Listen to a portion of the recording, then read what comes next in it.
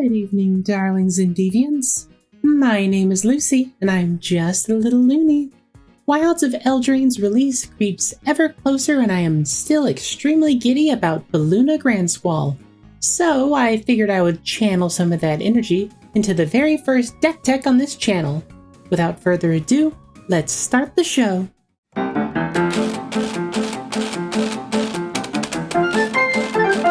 So, if you didn't watch my video last week, Beluna Grandsquall is a green, a blue, and a red for a 4/4 legendary giant noble with trample and the ability to make your permanent spells with adventure costs 1 mana cheaper. She also has an adventurous side of her own with the adventure spell Seek Thrills. For 2, a green, a blue, and a red, you get an instant that reads, mill 7 cards, then put all of the cards that have an adventure from among the milled cards into your hand. In an adventure-based deck, that can be quite powerful, drawing us a good number of cards, as long as we have a bunch of adventures in our deck to draw from.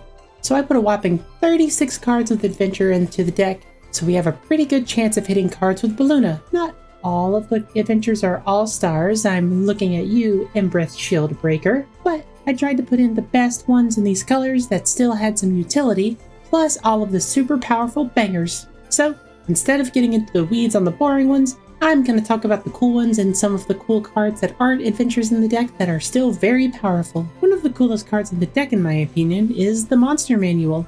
It's an artifact that casts for 3 and a green that lets you tap and pay 1 and a green to put a creature card from your hand straight onto the battlefield.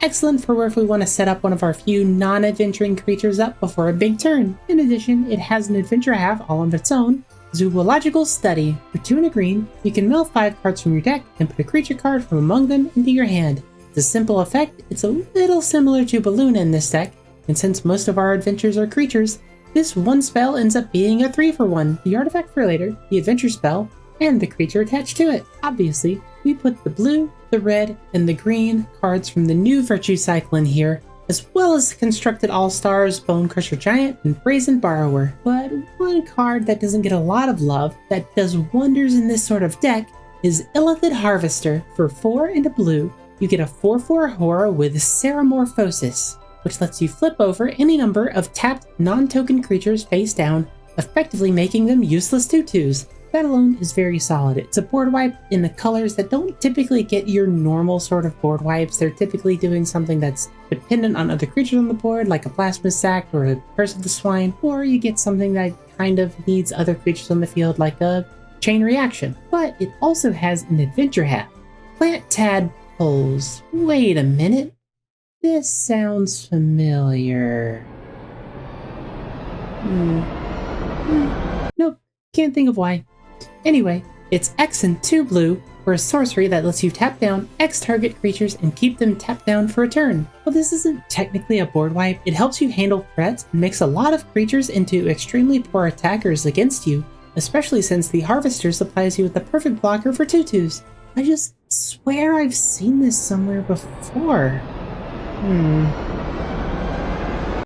It's probably just my imagination. Moving on. We have some cards that let us get that little bit of extra value when we play our adventures.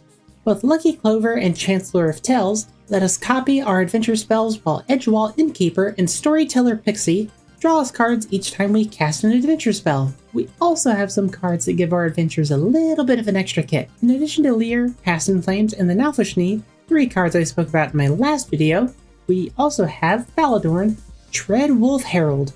For 1, a red, and a green, you get a 3/3 human druid who lets you pay 1 mana, tap her, and discard a card to exile the top card of your library and be able to play it this turn. That's not amazing at all, but until you realize that her ability lets us get 2/2 green wolves for each card we play from exile. That's lands, that's adventures, you name it.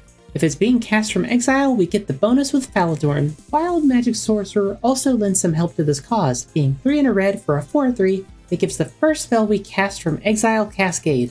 Unfortunately, this doesn't let us cast the adventure half of spells, we just have to cast the front half of the creature, but it still lets us cheat out spells and get a ton of value. Finally, how are we going to win the game? We can go on as many adventures as we want, but if we don't have an end goal, it doesn't really matter. Well, attacking and basically just having more threatening boards is one way, because we'll be generating a lot of value with our adventures because each card is effectively a 2-for-1, But we also have cards like Lozan, Dragon's Legacy, and Passionate Archaeologist to deal damage as we're either sending cards on adventures or bringing them back from their long journey. But the best way to kill your opponents is likely going to be Candlekeep Inspiration.